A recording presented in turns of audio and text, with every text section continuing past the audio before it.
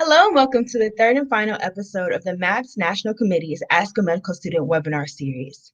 This series was created to help you prepare for your application and interviewing process.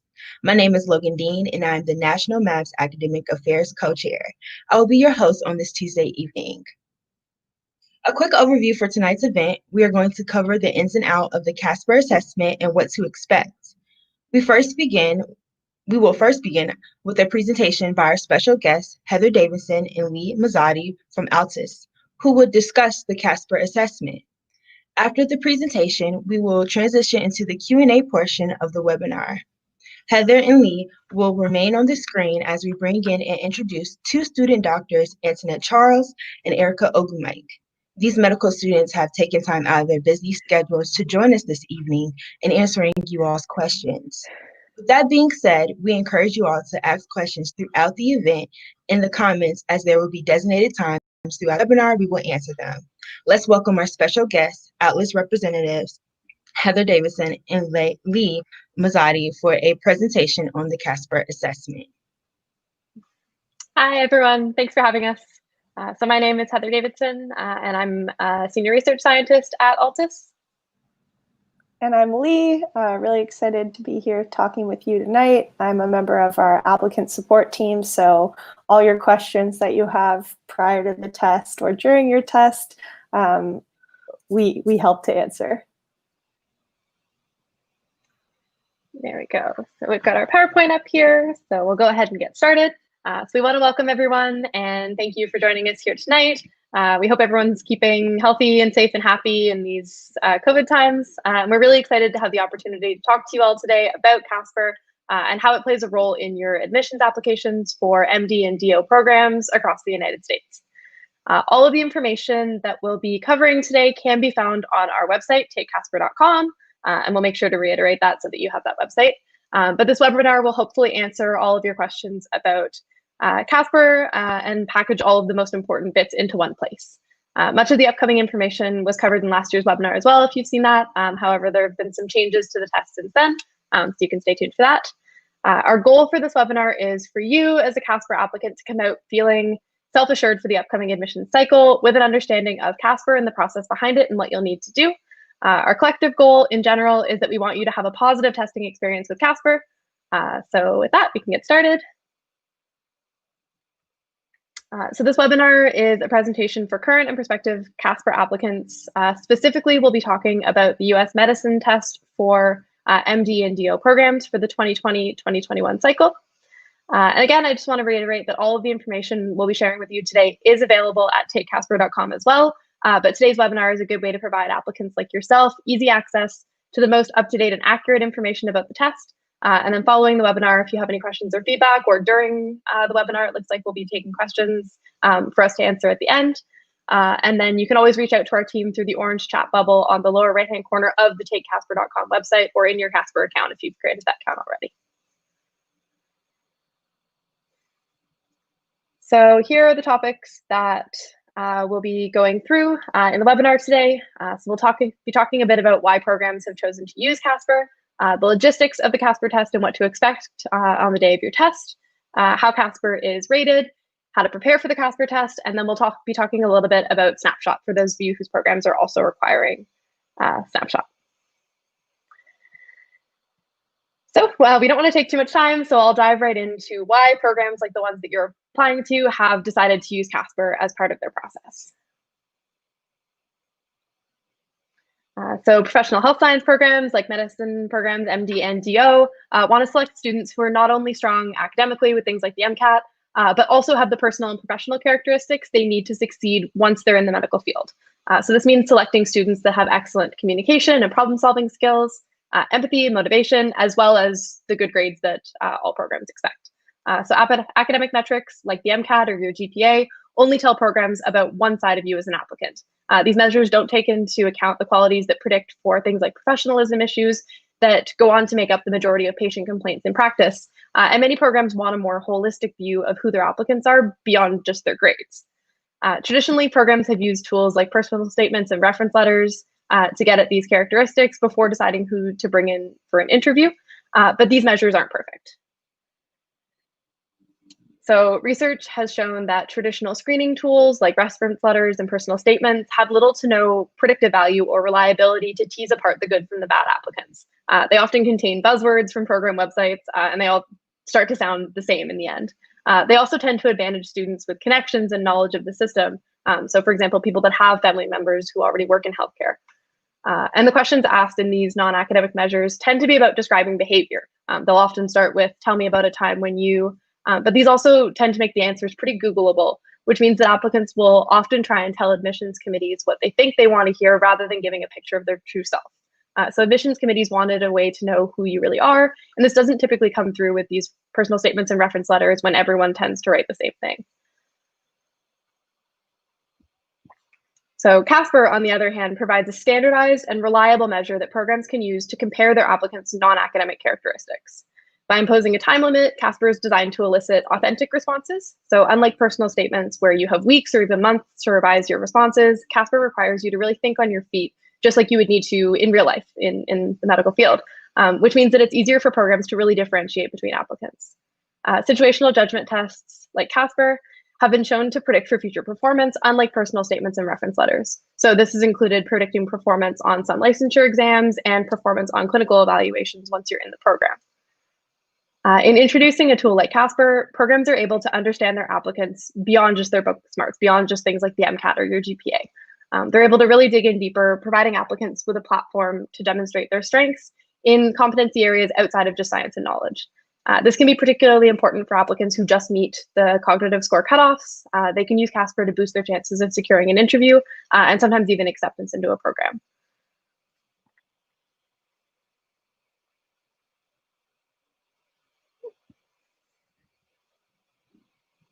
So CASPER is a unique form of a situational judgment test, or SJT, as you might see the acronym on these slides, where you're presented with a scenario and asked how you would act. And it's specifically been designed to help select the best candidates for healthcare programs. A lot of the features of the test were designed specifically to make it more fair and accessible to all students, with the goal of widening access to healthcare programs to all students. So the test is online, and you can take it from your personal computer, and you don't need to travel to a testing center. This makes it lower cost and gives wider access to all applicants, which is especially relevant now with everybody working from home. The CASPER scenarios are not based on specific workplace scenarios. They concentrate instead on general people skills rather than learned knowledge. So the test doesn't favor applicants who have already had the chance to get experience in the healthcare field. The test asks how you would respond to the situations using a constructive response or open typed format rather than a multiple choice format. Why you chose to do what you chose to do is more important than the actual what. There are no right or wrong answers. It's all about the rationale. And this helps us to really tease apart differences between applicants, unlike multiple choice tests where everyone's scores tend to kind of pile up at the high end of the scale. For these and other reasons, CASPER tends to show smaller differences in scores for minoritized applicants than traditional standardized tests like the MCAT or the GRE or any of these kinds of tests. That being said, we recognize that no standardized test is going to be perfect, and we're continuously looking for ways to make the test more equitable. And one way we help to do this is with webinars like this. So giving applicants all the information they need to succeed so that you don't need to rely on third-party information or test prep companies or anything like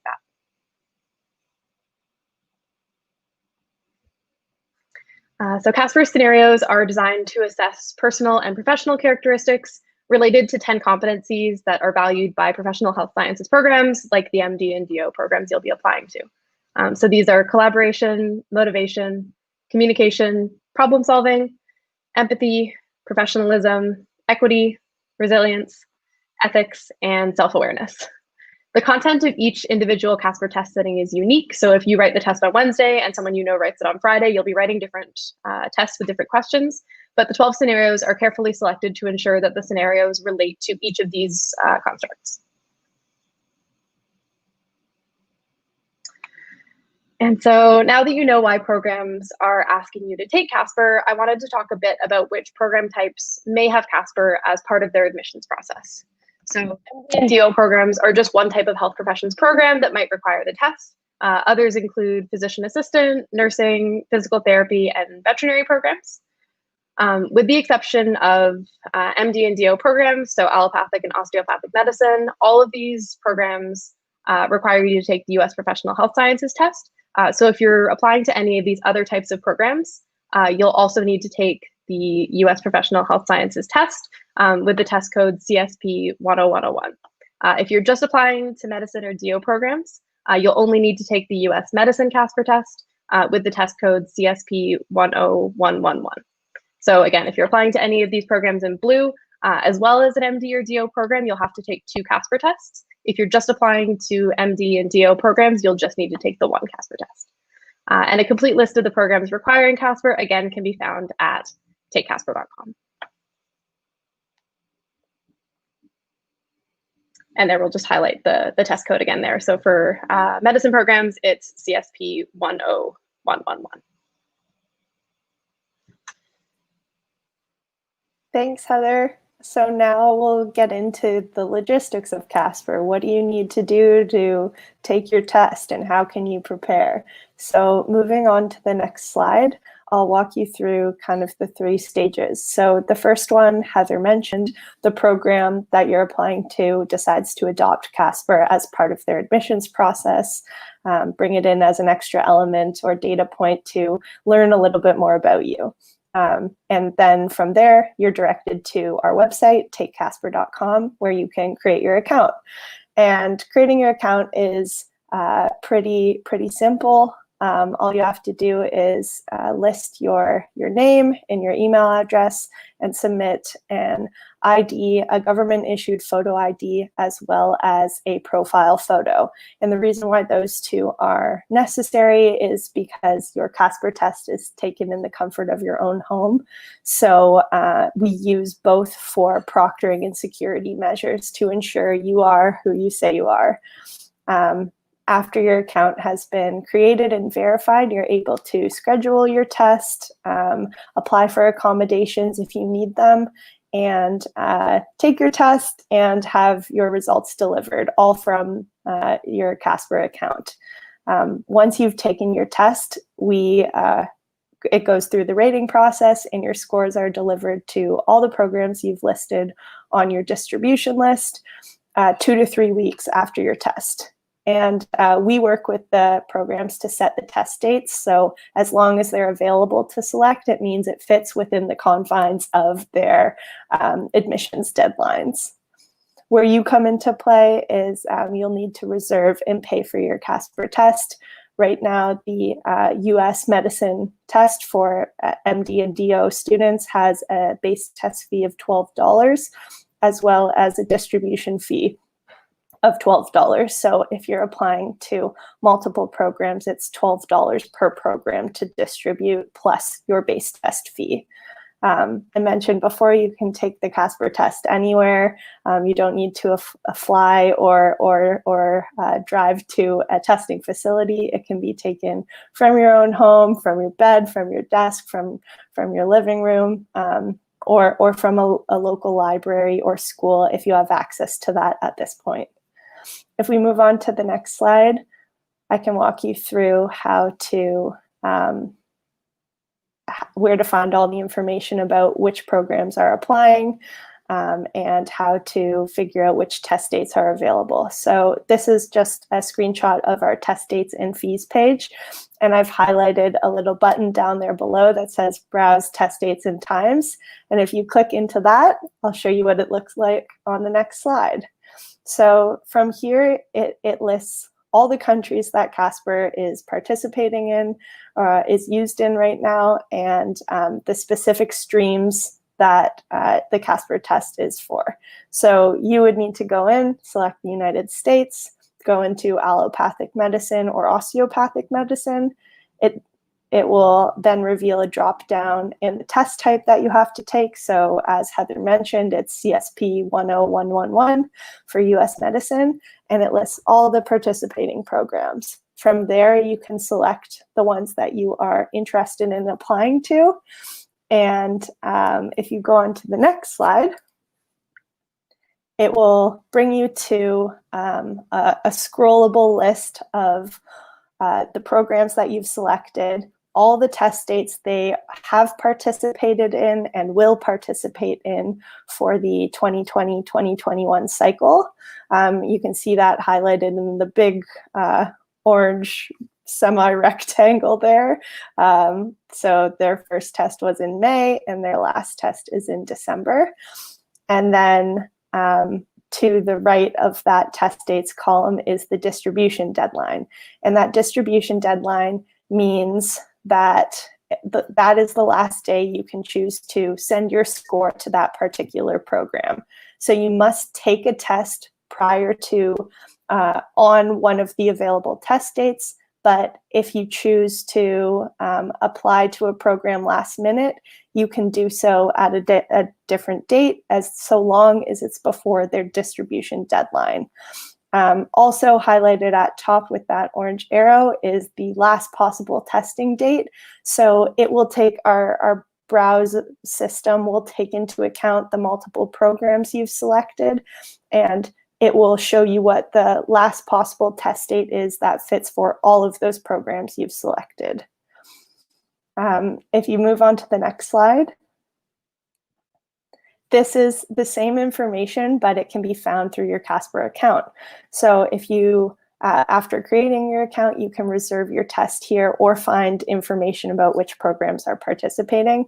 You go through the same process as is on our website by selecting the country you're applying to, the admission cycle, the program type, as well as all the various programs. And from there, you'll be asked to input any application IDs. So if that's your ACOMAS ID or your AAMC ID, you'll be asked to input that prior to making a payment and finalizing the reservation of your test. And here's just an extension of that. Shows all of the drop-down list of all the participating programs. And after this, you can submit your ID, submit your payment, and confirm your test. One thing I will say is that you are able to reschedule your test for free so long as there is a future testing date available. And that, again, can be done from your account. So now we'll jump into a little bit more about how CASPER works. So here is the high level, what the CASPER test is. As Heather mentioned before, it is an online video-based situational judgment test, and it screens for people skills. And those are the particular CASPER constructs that Heather pointed out earlier. It is a 12-section test that results in one CASPER score. And it is that one score that gets delivered to your programs that you're applying to. 8 of those 12 sections are video-based scenarios. So you'll be presented with an everyday scenario that in video format, and 4 of those are text-based or word-based scenarios. So it will be a longer question or a general statement that you'll have to ponder on and type your responses to. Following any of those video or word-based scenarios, you have a 30-second reflection period. So if you've taken CASPER before, this is new this cycle. You have 30 seconds to think about the scenario you just watched or read and think about the factors involved in how you might respond. Then you are brought to the response page, which consists of 3 open-ended questions, which you have to type your responses to, and you have 5 minutes to do so. The test itself is anywhere between 60 and 90 minutes in length, and that depends on if you use the full 5 minutes or if you take your full 10-minute break. And that break comes midway through the test. So after 6 sections, you can use the full 10 minutes, you can use none of it and continue on through your test. It's all a matter of how you're feeling. The 10-minute break is a good opportunity for you to kind of stretch your legs, go to the washroom, talk to our support team if there's anything you have questions about. And one thing I wanted to mention about the video-based and word-based scenarios, people often ask us if they're allowed to take notes. And the answer is yes, you can bring in a blank sheet of paper to take notes about people's names, if you'd like to note that down, or specifics of the situation that you want to reflect on in that 30-second reflection period. Moving on to the next slide. So this is a screenshot of what a word-based or a video-based scenario looks like. Right at the top, it shows your role in the scene. So it says you are a coworker, and then the video is below. The video should play automatically. Whether you're on a Chrome or Firefox browser, those are the only two supported browsers, the video will play automatically. And if it does not, or if there's any other issues, you can speak to our live test support team through that orange chat bubble that's highlighted in the bottom right-hand corner. On to the next slide. So after your 30-second reflection period, you'll be brought to our the response page. Highlighted at the top is your 5-minute timer, so it will count down from 5 minutes. Again, your role in the scene will be stated. However, if it was a word-based scenario, that word-based question or statement will be listed at the top. And then you have your 3 questions that you have to type your responses to. You have 5 minutes to type all 3 responses, not 5 minutes per question. So that's something important to note. That orange arrow is highlighting your path through the test. So it will show you as you've progressed through the test, whether you're on section 4 or completed it, when you get to the break page, and it kind of gives you a sense of where you are in the test and when the next stage is coming. So you can see if there's any issues. Sometimes for example, if your computer crashes, it happens every once in a while, and that's no problem at all. Our support team is there to make sure that you're able to complete your test successfully. And if your computer crashes and you miss a section, it will indicate so on your page path, and that section will be reserved to you at the end of your test so that you have the opportunity to complete all 12 sections and provide responses to them.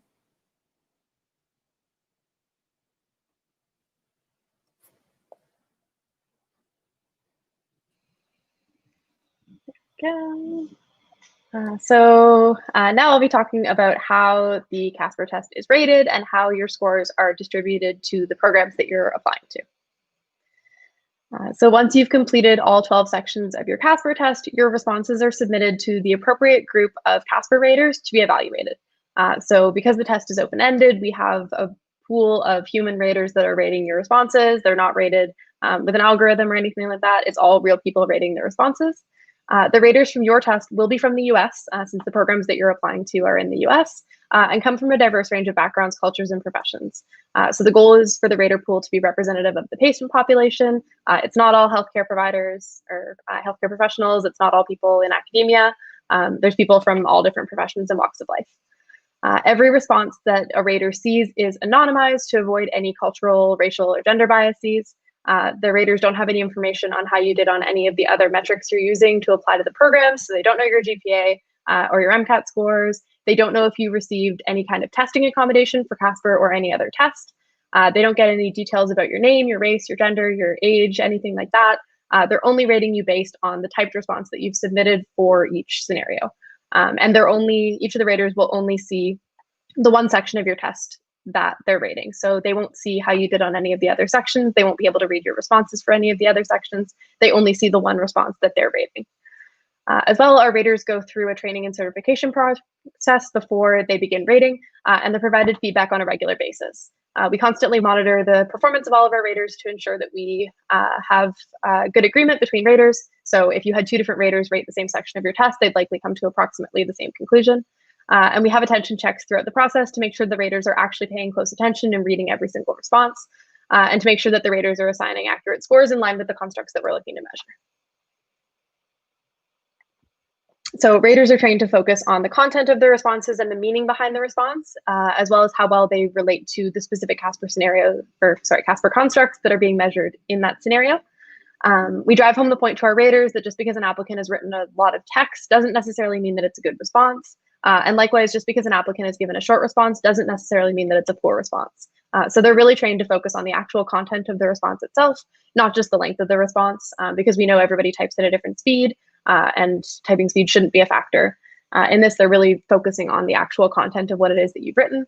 And again, they're focusing on the why and the reasoning behind your response, as opposed to just the action that you would take based on the dilemma. Raters are trained to disregard spelling, English proficiency level, again, the length of your response, as well as any cutoff or incomplete sentences in your responses. So they all know that applicants are under a strict time constraint. They know that after 5 minutes, your page is going to progress no matter where you are in your sentence. So they know that none of these should be a factor that should be considered when assigning a score.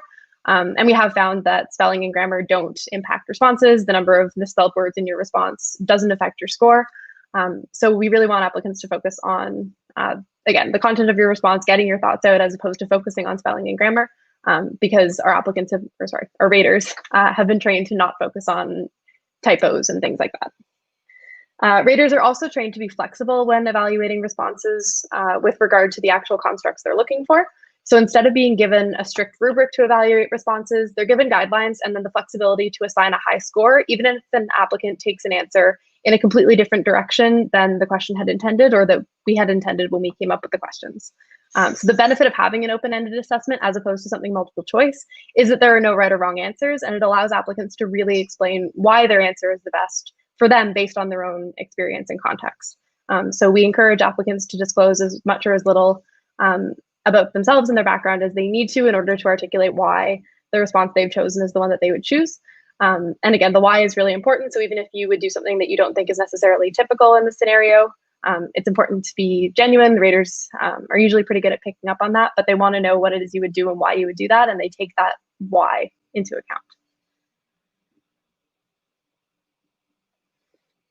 And as I mentioned a little bit before, the way that CASPER is rated is that there's 12 independent raters who are scoring your CASPER responses. So this means that your CASPER score is the result of 12 unique individual impressions, one for each section of your test. So there's one rater per scenario, and no rater will see more than one response for any given applicant. So instead of having one person rate your entire test the whole way through from section 1 to 12, each rater is focused on one particular section for multiple CASPER applicants. So maybe one rater sees a series of responses for just scenario 5, and then another rater sees just a series of responses for scenario 6. Rating applicant responses from the same scenario over and over allows the rater to give a score for your response that's relative to your peers. And that's what they're focusing on when they're rating. This is important because it allows programs to see how you're doing relative to your peers in the entire applicant pool. So rather than there being an absolute, again, right or wrong answer, the goal of the scores is to rank your skills in this area relative to all of the other applicants that are applying. So the whole pool of applicants tends to be pretty high caliber. Everyone that's getting to the point where they're applying into medical schools is probably pretty strong in these areas. It's the same as it is with any of the metrics. So the goal here for raters is really to rank applicants compared to one another. Prior to rating applicant responses, the raters are assigned a particular scenario, and they're provided with relevant instructions, background knowledge, and theory, as well as some guiding questions to look for in the scenario based on the constructs that each scenario is probing for. And again, I'll note that applicants aren't penalized if they mention constructs that are outside of the ones the scenario is applying to. Because they're open-ended, it's entirely possible that an applicant might think about a dilemma in a slightly different way than we had been picturing when we come up with the questions. So the raters are explicitly instructed to take that into account and not penalize an applicant if they say something that's completely different than they would have expected, but it's still a really good quality response. The score that you're given for each scenario is based on a Likert type scale. You'll receive a number from 1 to 9, 1 being the lowest possible score and 9 being the highest possible score for each of the 12 scenarios. From here, every applicant will get a raw score based on the 12 unique scores from these 12 different raters, which is then converted into a single Z score for your programs to use. So that's what's delivered to the programs is one overall score. And again, the goal of this score is to see how the applicant has performed relative to the rest of the applicant pool.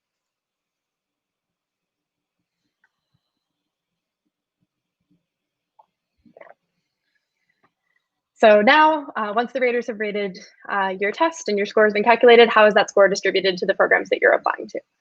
So there is a guaranteed 2 to 3 week turnaround time for CASPER scores to be delivered to schools. So from the day that you write your test, your score will be delivered to your school within 2 to 3 weeks.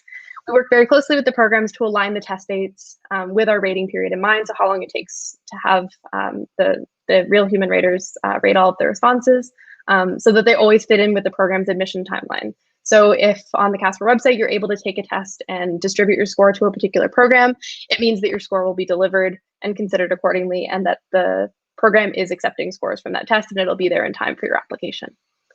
I'll also note that the CASPER Score delivery system is not always fully integrated with the program's admissions portals. So there may be a bit of a delay by a week or so from when your CASPER account shows that your score has been delivered and when the individual programs indicate that, yes, they have received your score. So we ask you to please be patient while your programs upload the score and update your CASPER status on their end, and they'll reach out if they have any problems.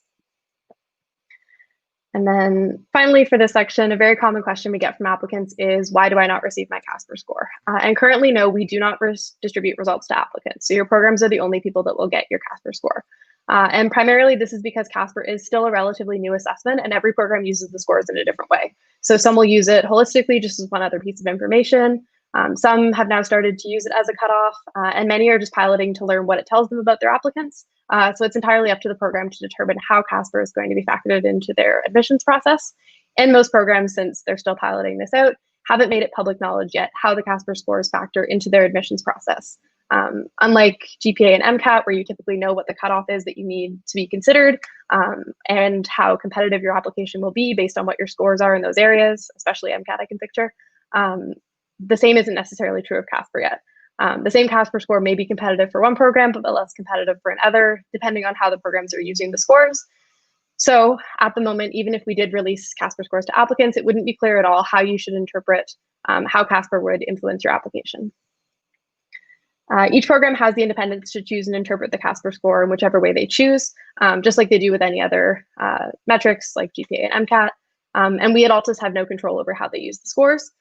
So in this way, it's similar to interviews or personal statements. It's up to the individual programs, what they do with the information, how much information they disclose, and whether or not they want to, how they want to use the scores in their process.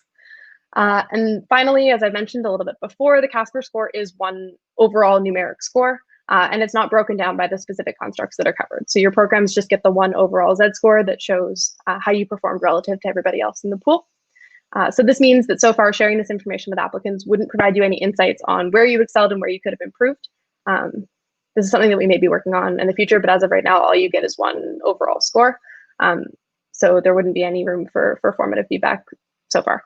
So that being said, we have heard applicants' feedback that they do want more information. So we're currently piloting releasing some information to some subsets of applicants in some programs, with the hopes of releasing some more information eventually to all applicants in the future. So it's something that we have in the works, but for now, at this point, we're not releasing scores to all applicants. Now I'll turn the webinar back over to Lee, who will talk about how to prepare for your CASPER test. Thanks so much, Heather. Yeah, over the next couple of slides, I'm going to talk about some tips about how to maximize your success on the CASPER test. So I think we should just get to it. So although CASPER as a test is designed to elicit a natural response about your personal and professional characteristics such that the effects of studying won't have a substantial impact, there are still things that you can do and that you should do to help better prepare yourself to ensure you have a positive CASPER testing experience. So the main thing that we can't stress enough is just to familiarize yourself with the testing format. We have a number of resources both on your CASPER account and on takecasper.com to allow you to feel comfortable with the test itself, its format, and ensure that you are all set up on test day to have a smooth test. So the first thing that I'll recommend is to practice. We have a complete 12-section sample test that can be found on the takecasper.com, or pardon me, on your Take Casper account. After you've reserved your test, you'll be able to access a full 12-section sample test, and this kind of sets you up for what you can expect for the test day. It has 8 video-based scenarios, 4 word-based scenarios, a mid-test break, that reflection period, and allows you that full 5 minutes to type your responses and get used to the format of the test and thinking under that 5-minute time pressure to make sure that you can get all your thoughts out in the moment and feel prepped for what to expect on the day of your test. It can definitely help to reduce your test day anxiety, and also fundamentally make sure that you are technically set up. So there are also other resources at takecasper.com. We have a test prep page. We have our FAQs, our blogs and resources, webinars like this that we hope help you in your prep for your CASPER test. And they're all available to you. So the sample test can also be taken multiple times. So if you want to just kind of test it out technically the first time to make sure the videos play, and then you want to go through it again to actually try responding, you're able to do that. We've got a screenshot on the right-hand side that shows where to access that sample test, and screenshots again of what the test format looks like. Another thing you can do to make sure you're technically set up is to go through the system requirements check. So I believe on the next slide, I mentioned a little bit more about technical elements and making sure that you start your test with no worries. That system requirements check walks your computer through the more technical elements of the test. So ensuring the videos play, ensure the audio works. If you want to wear headphones, which are you're more than welcome to, test those out with your computer, and ensuring you're using the right browser, or if you have any plugins or a VPN that may interfere with the test, you have the opportunity to kind of test out those technical capabilities prior to start the day of your test. Other things that you can do to ensure you're set up is to reserve your test ahead of time. We ask that you reserve your test at least 3 days in advance. Some applicants reserve 3 months in advance, so it's all just depends on how far in advance you want to get yourself set up, but at least 3 days should be great. And especially if you're at a final testing opportunity, so that was the browsing your test dates and times I talked about earlier, it might be a good idea to get yourself set up a little bit earlier.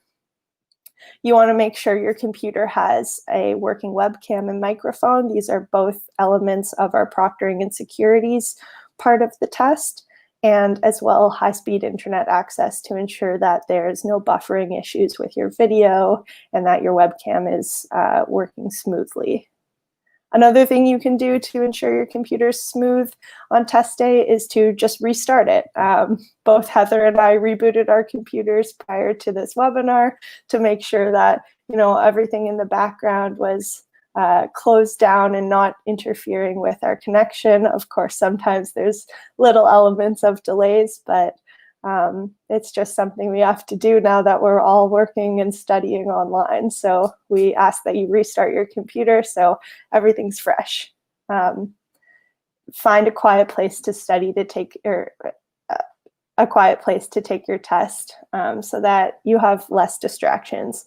We realize that this may be tough living at home with your roommates and your family, but if there's a space that you can go to, like your bedroom or your kitchen, or ask your roommates to go on a walk for an hour or so, it may allow you to be in the right headspace to focus in on your test as you would if you were at school.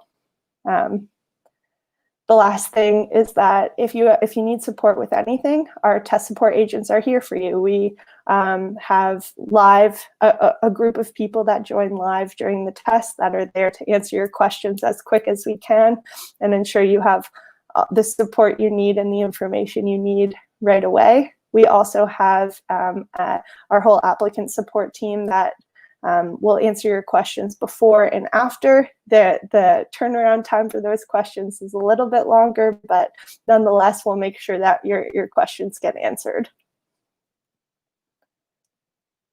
If we move on to the next slide, so during your test, we have a couple other suggestions for you. You're given that 30-second reflection period and the 5 minutes to respond to the 3 questions. We highly recommend that you use that reflection time to kind of formulate your responses and see how you're going to type your responses. And we ask that we recommend that you use that full 5 minutes, because our research shows that those that use the full amount of time tend to score higher than those that do not. So even if you think you only need 3 minutes, it might be good to review your responses and see if there's any more detail that you can provide, because like Heather mentioned, it's about the reasoning why you've chosen that action and the motivation behind it. And so any more detail you can provide our raters will likely be a benefit to you. There may be some pressure. We have that 5-minute timer that often applicants would like more time, but in order to elicit a natural response, we have that 5-minute limit. And it's okay if you don't finish your thought.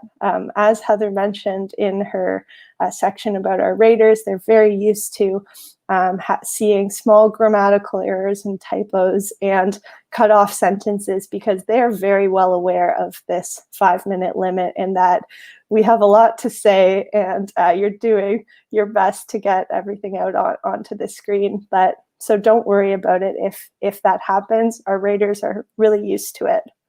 And again, they're trained to ignore minor spelling and grammatical errors. So along the same line of this, it's no use to panic if you don't finish your thought. After the 5 minutes, you'll be directed to the next scenario automatically, even if you don't press that submit button. Raters are super used to seeing unfinished responses and incomplete sentences. So don't get hung up on it if that happens to you. You can take a deep breath and move on to the next scenario. Also, something to remind yourself is that each section is scored by a different rater, so they're not carrying any preconceived notions about how you did on a previous response into their next rating. Every single section is scored by a different rater, so you can look at it as a fresh start for all 12 sections. So just to reiterate and go over some test day tech tips, it's always a benefit to double check your CASPER account information. Make sure the programs that you're wanting to apply to are listed on your score distribution list. Check your ID information and the spelling of your name and your email to ensure that it aligns with your application information. Go through the system requirements check and the sample test for yourself and for your computer. Ensure that you have a working webcam, microphone, high-speed internet. Only use Chrome and Firefox browsers. These are the only 2 supported browsers, so please don't use Safari or Edge or any other browser. Please disable any firewalls, plugins that may interfere with the test. Know the date and time of your CASPER test. This is something that you want to check in on. You have 15 minutes from the start of your test to check in and begin your test, and you have a 2-hour testing window to complete it. But it's always good to double check. There is a live countdown timer leading up to your test. So if you're ever concerned that there's a time zone issue, you can always double check to say, oh, my test is in 3 hours or 3 days even. Another thing to do is if you come across a minor technical issue, your video isn't playing, something like that, there's 3 main things that we'll recommend, but you can always reach out to our support team if you need more help. Refresh your page, switch browsers from Chrome to Firefox, and restart your computer. For the majority of scenarios, any of those 3 things will fix your issue and allow you to pick up where you left off. If you do need to reach out to a support person, we suggest you use that live chat bubble. And if you do it at the beginning of a video or word-based scenario, the test itself should pause to allow you some time to work through these kinks with us. Your test will not, your 5-minute timer and 30-second reflection time will not pause for any reason. So if you have a technical issue, we suggest asking us before you get to that stage or waiting until after, so that you have the full 5 minutes to reply rather than talking to us. And now we have a new product that we've released that we wanted to chat with you about, and this is called Snapshot. Some of you may or may not have heard about it already. It is a short video response tool, which is allowing applicants like yourself to share a little bit more about themselves in a video response format. And the reason why we developed this was due to COVID. Your programs were looking for options about how to learn a little bit more about you from a face-to-face, in a face-to-face kind of way, while travel and face-to-face meetings were impacted due to COVID.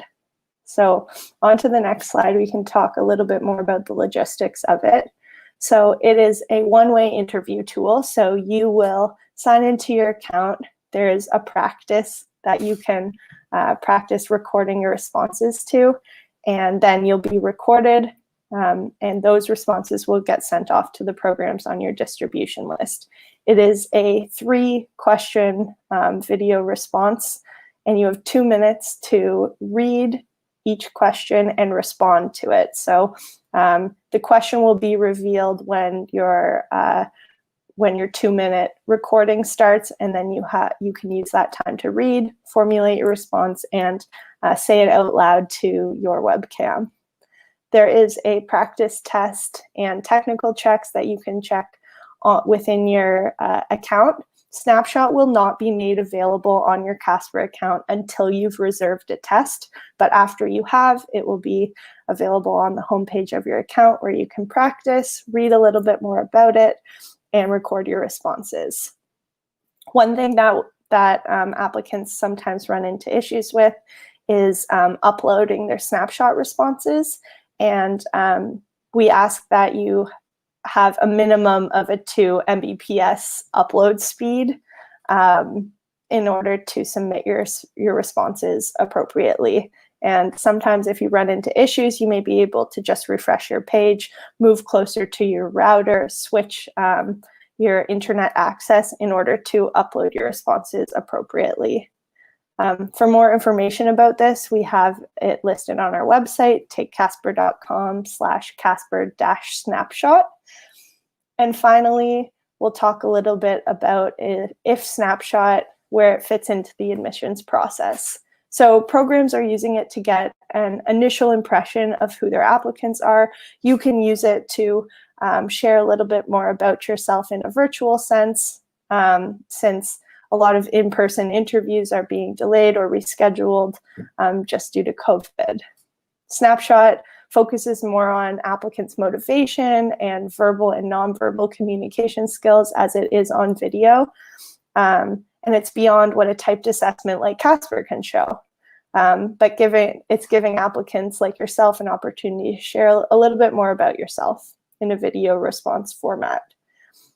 And finally, is Snapshot required? So programs may make it mandatory, optional, or not required for this application cycle.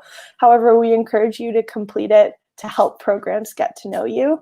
On that same test dates and times page that we walked through earlier, there's a column that lists Snapshot and whether it is required for your, along with your CASPER test, optional along with your CASPER test, or not required.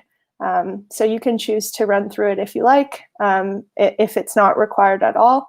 But if it is required, we encourage you to complete it within 10 days of taking your CASPER test, so that your Snapshot responses and your CASPER score can be delivered at the same time. However, if it's optional, or if you're just taking it out of interest, you can complete it at any time. And with that, we'll say thank you and open it up to questions. We're happy to talk about all things CASPER and anything Snapshot. So thank you all for that information. Our viewers just received a lot of information, but so we're going to take some questions. But before we accept questions, I would like to introduce our student doctors who will be joining us for the Q&A portion of the webinar. Tonight we have the pleasure of hearing from student Dr. Antionette Charles. Antionette is a first-year medical student at Duke University School of Medicine. We also, go ahead. You can introduce yourself. Hello, everyone. It's really exciting to be able to talk to you today. I'm a first-year medical student at Duke. I went to Georgia State for undergrad, and I'm from Atlanta. So feel free to ask us anything that you would like. We also have the pleasure of hearing from student Dr. Erica Ogumike. Erica is a first-year medical student at University of Texas Southwestern Medical School. Yeah. Hi, everybody. I'm really excited to be here as well. So thank you for having me. I'm a first-year medical student at UT Southwestern. Like was said, I grew up in Houston and I went to Rice University where I was a student athlete. I played basketball. And yeah, I'm just really excited to answer any questions that anyone has.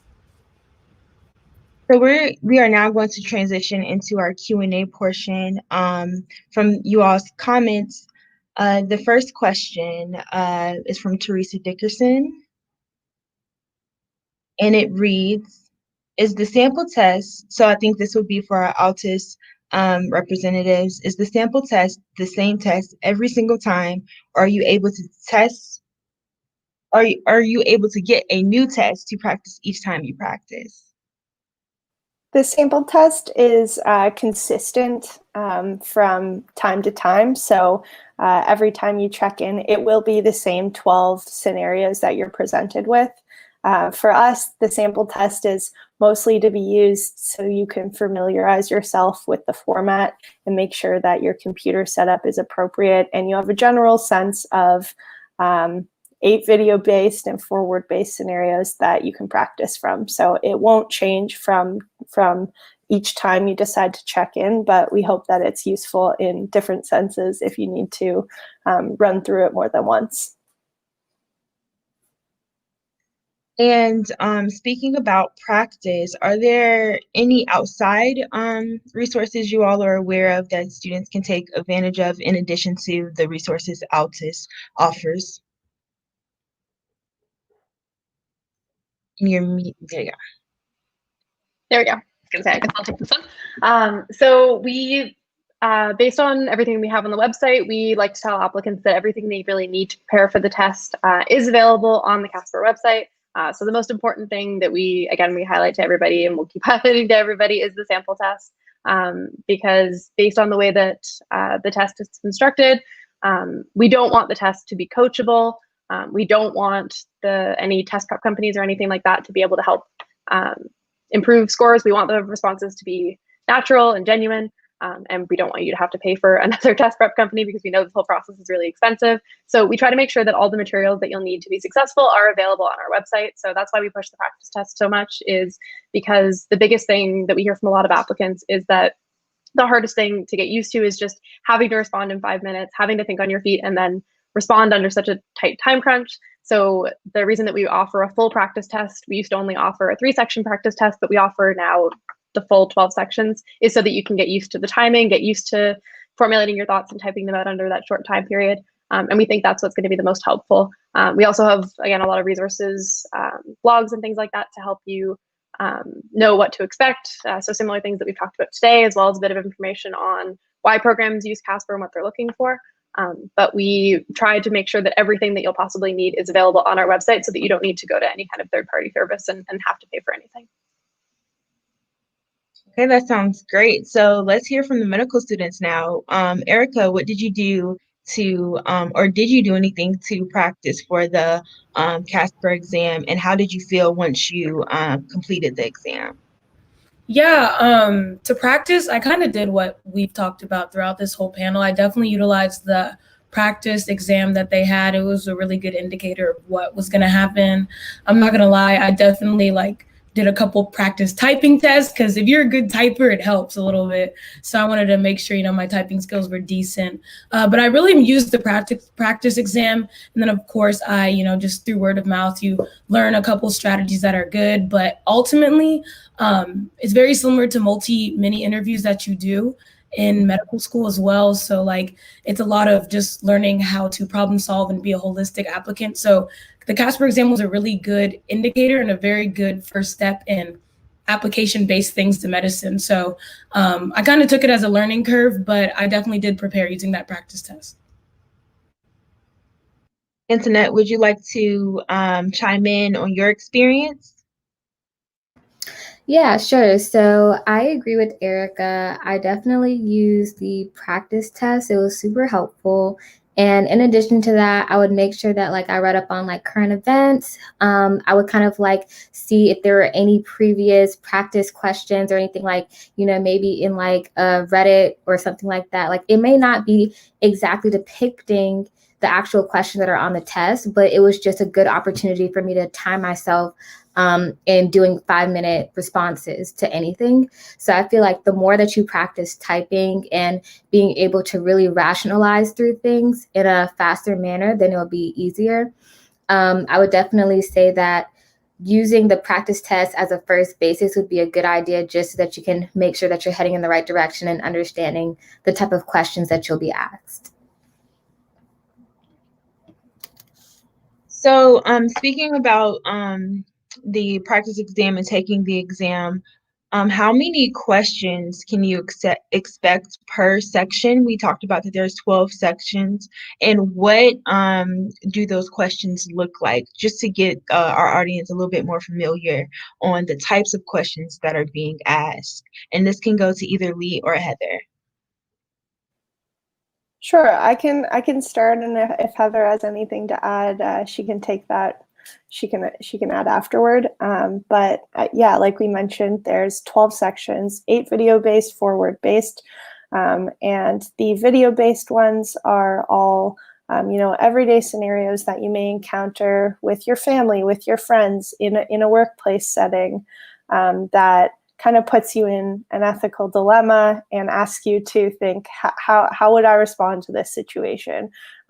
You're then presented with 3 questions that are based around that scenario, and you're asked to reflect on what happened during that scenario and how you would move forward with that dilemma, and kind of rationalize why you chose that option. Heather, if you have anything else in particular to add? No, I think that's about what I would have said. There are lots of everyday scenarios, and you can pinpoint specific elements in the scenario that you think are more important over the others. But really, it's an open-ended 3 questions that you can take it in whichever direction you want, to talk about how you'd handle it.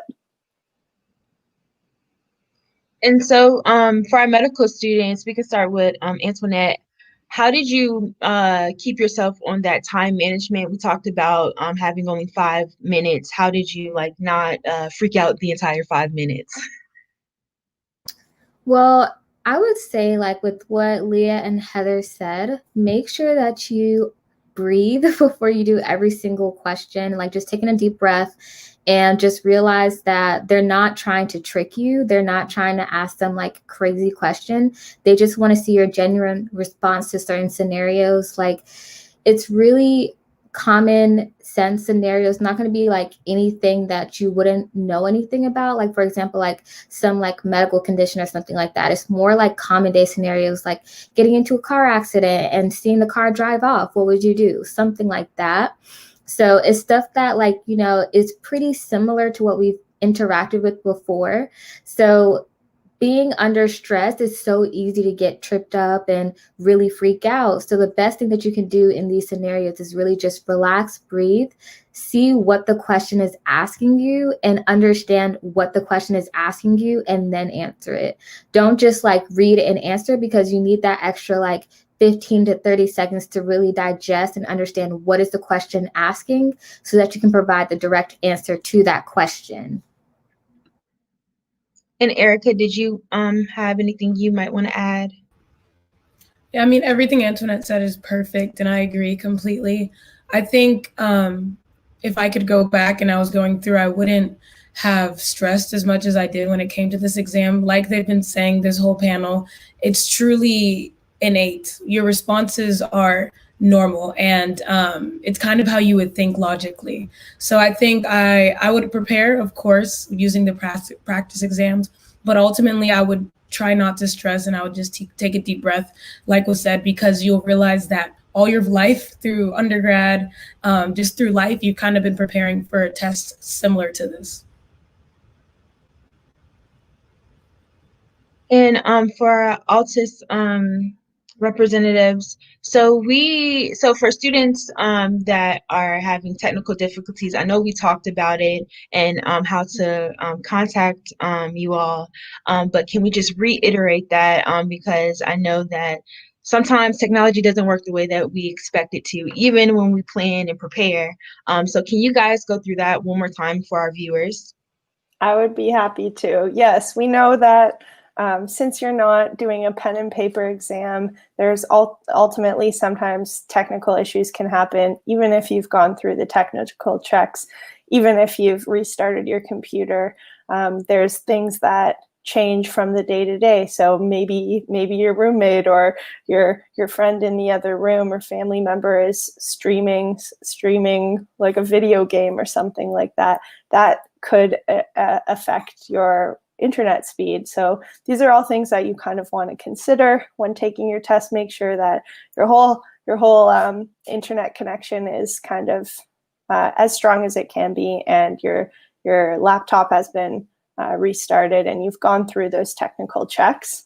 However, if you do run into technical issues, we have a support team that's here for you. We do not have a phone line that you can call, but we do have our live chat system. So that's that orange bubble that's in the bottom right-hand corner of the Take CASPER website or your CASPER account. You can reach out to us, indicate exactly what the problem is. So if it's your video's not playing, you can't hear the audio, your webcam or your computer crashed, or anything that happens, like your power went out. We had a bunch of applicants who were taking a test in a hurricane a month ago, and we're able to work through those things with them and work out unique solutions to their problems. But we ask that you reach out through that chat bubble. You have that 10-minute break that you can reach out to us in if it's something that we can fix immediately. So if your video is not playing, open up that chat bubble. Your test will pause. You can work back and forth with us. But the three things that I'll say again that you don't need our support with, but we're here to remind you and be there for you if needed, is to just refresh your browser page, switch from Chrome to Firefox or Firefox to Chrome, and restart your computer. This might kind of reboot everything and allow you to successfully move through the test. One tip that I might share that affects some applicants and not others is if you have a laptop that has a front-facing webcam and a back-facing webcam, please use Firefox, even if for the system requirements check, you were able to successfully complete the test on a Chrome browser. If you have multiple front-facing and back-facing webcam, we find that applicants have a smoother process through the test if they use Firefox. So that's one tangible piece of advice I can give. But we'll try to be there for you. And if you miss a section for whatever reason, reach out to us and we'll talk through some options. And Heather, did you have anything that you wanted to add? Nope, we covered it all. That's a great tidbit, the forward and backwards camera, to make sure that you use a specific web browser. So I do want to ask the medical students, Erica, we can start with you. Did you run into any problems? And if you did not, what did you do to make sure that you mitigate not having those technical difficulties in a quiet space to take your assessment in? Yeah, I didn't run into many problems per se, kind of what I considered problems in the moment, which is what they touched on, which is there were probably like a couple of paragraphs that I wasn't able to finish. So it obviously wasn't that big of a deal, but I in the moment thought that was a huge problem, that I wasn't able to complete a sentence because, 5 minutes is quick sometimes. But other than that, no, I didn't run into many problems. I made sure I just told everyone in my family that I was going to be taking this exam this day. So, can you please quiet down? And it was fine. But other than that, I think it's good to just have a nice quiet space, or honestly, a space you're comfortable in too, because even though you're not stressed about it, because we say don't be stressed, of course, it can still be stressful because you're timed. So I think have a space that you're comfortable in. You've maybe done a practice exam there before, you study there a lot, and then just tell the people around you, like, can I just have 1 free hour, please? That is some great advice. Antoinette, do you have anything that you would like to add? I would say definitely try to practice the questions and stuff in the area that you'll be taking a test, kind of just have a mock day that you would be able to take the test and stimulate some of the requirements that you would have to do for the actual test. And then I would say, personally for me, I lived with a roommate at the time. So I chose a time where I knew that she was going to be at work, and I kind of took a couple of hours off of work and just left early to make sure that I can just get it done without having any interruptions with my internet, and then making sure that the lighting was good. I'm a huge light person. So I was right in front of a window. So I had some good sunlight to help me get through it. And just making sure that I was comfortable in my area. I loved studying with a blanket. So I had a blanket with me while I was doing this, on my lap. So it really just depends on what works best for you. But personally, simulating the actual test day would be one of the best things that I did for preparing for this. And I think that's great advice for the multiple assessments that you'll be taking during your pre-med journey, as well as preparing for interviews, which we had a webinar 2 weeks ago on. So definitely just going through the motions will help reduce some of the stress that's associated with these assessments and interviews. And I know Lee had another comment that she wanted to make in revolving around technology. Yeah, thanks so much. I think that those points that both Antionette and Erica made are great and good helpful tips about how to make yourself prepared and calm. And you might as well use a blanket, bring a snack. If you're taking this in the comfort of your own home, make it as enjoyable as possible. But another element I wanted to talk about was around proctoring and webcams, and the fact that we are taking an assessment with friends who might live with us, or a spouse or family, and they're not always perfectly quiet, and that's okay. We understand that although you're taking your test alone, if a brother runs through the background of your camera, or if a dog barks or something like that happens, it's not going to be a factor in disqualifying your test. We do have proctors that are monitoring your webcam and microphone audio and visual feeds to ensure that your webcam is on and there are no signs of foul play. But if these everyday things that happen amongst in a household that are unavoidable happen, don't worry about it. It's not going to impact your test in any way. So I hope that information is reassuring to our viewers. So I do, before we wrap up, want to go into the snapshot, since that is a newer component. So one of the questions I have is, how is Snapshot different from the new VITA system through the AAMC, or do they have similarities? And if you guys can speak to that, and we can start with Heather. Just trying to find that unmute button. Yeah, absolutely. We get this question all the time. So both, to my knowledge, both VITA and Snapshot were developed for a similar purpose. So VITA was developed by the AAMC, whereas Snapshot was developed by us at Altus. For both, the goal was to help programs learn more about their applicants, given that interviews were harder, sometimes impossible, given COVID. Snapshot is a shorter assessment. So Snapshot is 3 questions with 2 minutes each. VITA, I believe, is 6 questions and 4 minutes each. So VITA takes about 3 times as long to complete. And the questions themselves are a bit different. I don't know too much about what's asked specifically on VITA, but Snapshot is focused, again, as Lee mentioned, more on communication, both verbal and nonverbal, so body language and things like that, and motivation. So the goal of developing Snapshot was, again, to look at some of these things that programs are looking for but don't get out of CASPER, because one, CASPER is just a single score that they're getting, but CASPER is also a written assessment. So there's only so much that you can measure with something in writing. Things like verbal and nonverbal communication that programs are really looking for, especially if they're struggling to do interviews this year, or at an earlier stage in the process, before you invite people to interview, if you want to learn a bit more about that kind of information. Snapshot was created as kind of a supplement to the CASPER test to measure those parts of your personal, professional characteristics, things like that you can't measure with a written assessment. So again, I spoke to VITA kind of as much as I could, considering it's produced by a different company and I don't know too much about the specifics, unfortunately, but I know it is longer, and the competencies that it's looking to measure might be a little bit more specific, whereas Snapshot's just designed to measure kind of the motivation to complete the assessment and then the verbal and nonverbal communication. Lee, is there anything you would add to that? Nothing at all. You've covered it. And to you all's knowledge, are medical schools requiring both, since they seem to be similar? I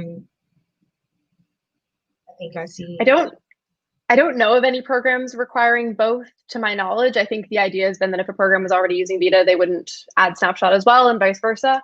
I can't say that definitively. I can't say that I know that there definitely aren't any programs using both. But from my knowledge, from the few programs that I've spoken to and kind of what I've heard internally, it sounds like it'll be a one or the other situation. Lee, I don't know if you've heard anything different. No, I think that's true, that normally they'll choose one or the other. But I would revert back to the information on the program website, as well as the snapshot column that's on our test dates and times page. So you can find that information in both places. And I'll just add, go ahead, Heather, I'm sorry.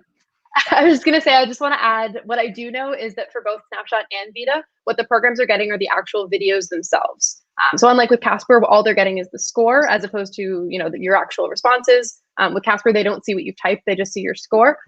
With both Snapshot and VITA, the programs get the videos themselves, and they're the ones that are assessing it. So it's not our pool of raters or the AAMC's pool of raters that are evaluating the videos. The programs actually get the videos and actually get to see you and see how you interact and how you answer the questions. That's something that I did not know, so that's great information. Medical students, Erica and Antoinette, did either of you all use the snapshot portion of the CASPER assessment? I don't think it's relatively new, right? Or yes. So I don't think I used it because I took the CASPER exam maybe in 2018, to be honest. I took it early. I applied early because I took my MCAT early. So I did a lot of things early before I actually went to med school, just because I wanted to make sure I had time if I had to retake an MCAT or something. So yeah, I don't think I actually had to do it.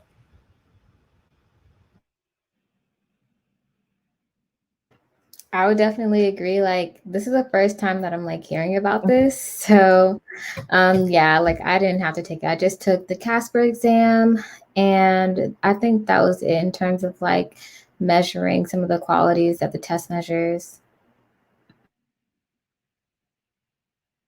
Okay. That's definitely true. The test, the snapshot itself was released in August of this year. So for the 2020-2021 application cycle. So if you were applying prior to that, you wouldn't have needed to take it or even been offered to take it.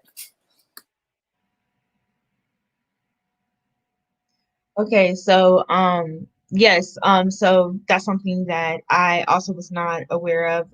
So this cycle, and are you guys aware if next cycle will be possibly using it as well? Yep, I think just like CASPER is an option for programs to adopt into their admissions process on a cycle-to-cycle basis. Snapshot will do the same thing. So a program will, on individual basis, will decide whether they'd like to adopt CASPER and Snapshot or both. Okay, that's good information for not only our current applicants, but our future applicants that, you know, that your months are closing in to take your MCAT and to take your CASPER exam and things of that nature. So please use this information that we have been presented to you today. So we're going to now go ahead and wrap up our webinar. I do want to thank all of our speakers today, but before we go, I would like for the medical students to leave a piece of advice for our pre-medical students that are watching in terms of applying and you know, striving through, especially with everything that's going on, to complete your pre-med journey and getting to your school here in the U.S. And we can start with Erica. Yeah, one piece of advice I would say is just, you know, with everything going on, and it's the application process it's going to be a learning curve for everybody because a lot of it is different, but just don't compare yourself to anybody else. Everyone's journey is different. Everyone applies to schools for a certain reason, and I think I always tell people that it doesn't have to be just your MCAT score that coordinates well with the school. It could definitely be your core values, your mission, that what you want to do. So really research what schools kind of uphold the same characteristics and same values as you. And oftentimes a lot of schools do enjoy that. And even if your MCAT score is not exactly there, your GPA, because your personality and your characteristics are such a match, it really works out well in the long run too. So I tell people that all the time.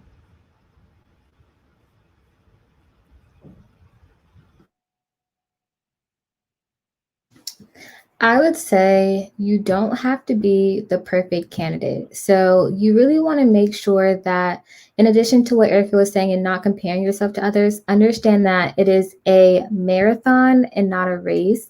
So it's going to take time for you to understand how to practice and do well on the practice test. And even if you don't do well on the practice test, like, you just have to keep trying and never give up. Because, like, personally, I didn't get like a 520 on my MCAT, but I still did well enough to get into Duke. So schools look for different characteristics for different students, and making sure that you're applying to schools that will be a best fit for you will save you a lot of time. And understanding that you need to keep yourself encouraged no matter what happens. You know, even if you don't do well on the CASPER exam, or if you don't feel like you didn't do well on, you know, in school with your GPA, like, you just have to make sure that you keep pushing through, because you do deserve to be a doctor, and your future patients need you, the community needs you, and we can help you get there. There's plenty of medical students in your corner. Like the 2024 class, we have a group of students of color that is over 500 students that are really willing and able to help you get to where you want to go. So just know that you're not alone, and that we're here to help you, and you're in the right steps by joining medical programs or medical clubs like SNMA or MAPS, because this is where you have your community. This is where you have your financial support through some scholarships and stuff like that. But then not only that, like, you have that ability to really work with other people who are here to help you. Like, do not do this alone, because it's going to be overwhelming and it's going to be way harder than it needs to be. So reach out when you need help. And if you have any questions, please let us know. And we're here for you. And we've been in your position before. We know that it's scary and it's really stressful, but if we did it, you can do it too. You guys have been so encouraging. Thank you so much for your words of wisdom and encouragement. I do want to go ahead, and before I do the final wrap up, does anybody have anything else that they might want to say to our viewers today? And if not, we can move on to the closing. But I do just want to go ahead and open the floor. Give opportunity. No? Okay. So thank you all so much. So to our pre-medical students, we appreciate your support of the SMNA. So this is the wrap of our Ask a Medical Student webinar series. We have had 3 episodes in this series. We hope that you all receive some great information and feel better prepared to encounter all the assessment and interviews and other hurdles that come along with applying for medical school. Remember, all of our webinars in the Ask a Medical Student series has been recorded, and you can view these recordings through our Facebook or YouTube accounts. For more updates, please make sure you follow us on Instagram at national_SMNA_maps. Thank you again for joining us, and I hope everybody has a great and wonderful night.